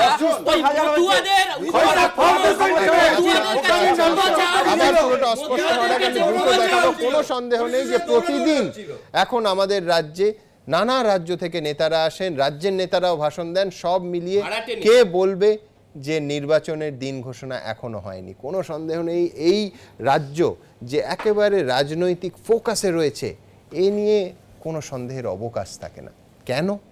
সেটাই দেখাবো এবার। নরেন্দ্র মোদী, অমিত শাহ, রাজনাথ সিংহ, স্মৃতি ইরানি থেকে যোগী আদিত্যনাথ, শিবরাজ সিংহ চৌহান, বিপ্লব দেব, শাহনওয়াজ হুসেন, গত কয়েকদিন ধরে জেলায় জেলায় বিজেপির ভিন রাজ্যের নেতা মন্ত্রী মুখ্যমন্ত্রীদের ভিড়। এক একজন নেতার একাধিক সভা, উত্তরবঙ্গ থেকে দক্ষিণবঙ্গ। লোকসভা ভোটের আগে রীতিমতো দাপিয়ে বেড়াচ্ছে পদ্ম শিবির। এমনকি বুধবার কলকাতা থেকে 1375 কিলোমিটার দূরে উত্তরপ্রদেশের আলিগড়ে দাঁড়িয়েও বাংলার জন্য সময় ব্যয় করেছেন অমিত শাহ। आप क्या मानती हो? आप ऐसे भारतीय जनता पार्टी को कार्यकर्ताओं को रोकोगी? हमारी सरकार बनने से रोकोगी? हम भी भारतीय जनता पार्टी के कार्यकर्ता हैं। एक एक आपकी सरकार की ईंट से ईंट बजा देंगे, याद रखना। 2014 সালের লোকসভা নির্বাচনে উত্তরপ্রদেশের 80টির মধ্যে 71টি আসন জিতেছিল বিজেপি। ওই ভোটে আলাদা লড়েছিল সমাজবাদী পার্টি ও বহুজন সমাজ পার্টি। এবার অবশ্য তাদের প্রতিপক্ষ শিবিরের ছবিটা অন্য। পরস্পরের হাতে হাত রেখেছেন অখিলেশ যাদব ও মায়াবতী। একসুরে মোদী বিরোধিতার স্লোগান তুলছেন বুয়া ভাতিজা। প্রিয়ঙ্কা গান্ধীকে ময়দানে নামিয়ে উত্তরপ্রদেশের ভোটের রাজনীতি আরো জমিয়ে দিয়েছেন রাহুল। মধ্যপ্রদেশ, রাজস্থান, ছত্তিশগড়, হরিয়ানা, দিল্লি, রাজস্থানের মতো উত্তর ভারতের রাজ্য হোক কিংবা গুজরাট, মহারাষ্ট্রের মতো পশ্চিমের বড় রাজ্যগুলিতে 2014 বিজেপি কার্যত সব আসনে জিতেছিল, যার ফলে এই রাজ্যগুলিতে আরো উপরে ওঠার সম্ভাবনা বিজেপির কার্যত নেই। উল্টে আসন কমতে পারে। এই পরিস্থিতিতে বিজেপির পাখির চোখ পূবের দুটি রাজ্য, পশ্চিমবঙ্গ যেখানে লোকসভার 42টি আসন আর উড়িষ্যা যেখানে লোকসভার 21টি আসন। রাজনৈতিক পর্যবেক্ষকরা বলছেন উত্তরে কিংবা পশ্চিমে আসন কমলে এই দুটি রাজ্য থেকে যত বেশি সম্ভব আসন জিতে লোকসান পূরণ করতে চাইছেন মোদী, অমিত শাহ। আর সে কারণেই তাদের টার্গেট বাংলা, যেখানে প্রায় প্রতিদিনই সভা করতে আসছেন ভিন রাজ্যের বিজেপি নেতারা। এ প্রসঙ্গে অনেকেরই মনে পড়ে যাচ্ছে 2017 সালের এপ্রিলে অমিত শাহর একটি মন্তব্য। সূত্রের খবর, ভুবনেশ্বরে দলের জাতীয় কর্মসমিতির বৈঠকে অমিত শাহ বার্তা দেন, এখনো বিজেপির স্বর্ণযুগ আসেনি, বাংলা, কেরল, উড়িষ্যায় জিততে হবে। বাংলাকে বিজেপির বাড়তি গুরুত্বের কারণটা বুঝতে পেরেছে তাদের শরিক শিবসেনাও। কলকাতা পুলিশ সিবিআই সংঘাত প্রসঙ্গে তাদের দলীয় মুখপত্রে লেখা হয়েছে, উত্তর পূর্ব ভারত থেকে মহারাষ্ট্রে 100 থেকে কম আসন পাবে বিজেপি, সেজন্য পশ্চিমবঙ্গ থেকে তারা 10 থেকে 15টি আসন পাওয়ার আশা করছে। বিজেপি সভাপতিও জানিয়েছেন পশ্চিমবঙ্গে 23টি আসন তাদের টার্গেট। मोदी जी के नेतृत्व में 23 सीटों पर भारतीय जनता पार्टी का कलमल खिलना, भगवा भरना आज तय है। ममता दी सुन। যদিও বিজেপির তাবড় নেতা বাংলামুখী হলেও গুরুত্ব দিতে নারাজ বিরোধীরা। এরা হচ্ছে ভোট পাখি, শুধু ভোটের সময় এসে মানুষকে বিভ্রান্ত করার চেষ্টা করছে। তারা আজকে ভয় পেয়েছে, তারা দেখেছে 19শে জানুয়ারি যে ব্রিগেড দেখেছে, এত নেতা নেত্রীদের ব্রিগেড দেখেছে, এই ধর্ণা মঞ্চেও জাতীয় রাজনৈতিক নেতারা এসছেন। মমতা বন্দ্যোপাধ্যায় 2019-এ ডাক দিয়েছেন পশ্চিমবঙ্গে 42 চাই। অন্য জায়গায় বুঝেছেন যে অবস্থা খুব ভালো না, তাই ভাবছেন ওয়েস্টবেঙ্গলকে মাটিকে কাল্টিভেট করতে, কিন্তু ওয়েস্টবেঙ্গল অত্যন্ত শক্ত জায়গা, এখানকার মানুষকে ওই ট্যুরিজম দিয়ে ভোলানো যাবে না। এই পরিস্থিতিতে ঠাকুরনগর দুর্গাপুরের পর শুক্রবার জলপাইগুড়ির ময়নাগুড়িতে ফের সভা করতে আসছেন নরেন্দ্র মোদী। পার্থপ্রতিম ঘোষ ও সৌরভ বন্দ্যোপাধ্যায়ের report, ABP Ananda.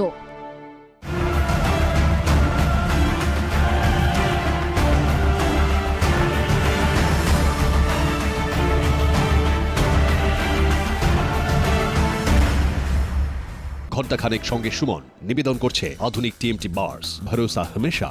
Partner by রাজা গোল্ডেন মারি বিস্কিটস, সোনালী স্বপ্নের স্বাদ চিরন্তন। সুরক্ষা ডায়াগনস্টিক, 26 বছর ধরে সবার সুস্থ থাকার ঠিকানা। অঞ্জলি জুয়েলার্স, সবার জন্য। ডাফ অ্যান্ড ডাটের বাঞ্চ ও ট্রান্সলেশন মানেই তুলসী প্রকাশনী। গঙ্গোত্রী, কচ্চিখানে সর্ষের তেল এবং শুদ্ধ মশলা। অশোকা ফুটওয়্যার, পরলেই জানবেন। ঘণ্টাখানেক সঙ্গে সুমন নিবেদন করছে আধুনিক টিএমটি বার্স, ভরসা হমেশা। পার্টনার বাই রাজা গোল্ডেন মারি বিস্কিটস, সোনালী স্বপ্নের স্বাদ চিরন্তন। সুরক্ষা ডায়াগনস্টিক, 26 বছর ধরে সবার সুস্থ থাকার ঠিকানা। ডাফ অ্যান্ড ডাটের বাঞ্চ ও ট্রান্সলেশন মানেই তুলসী প্রকাশনী। গঙ্গোত্রী, কচ্চিখানে সর্ষের তেল এবং শুদ্ধ মশলা। অশোকা ফুটওয়্যার, পরলেই জানবেন।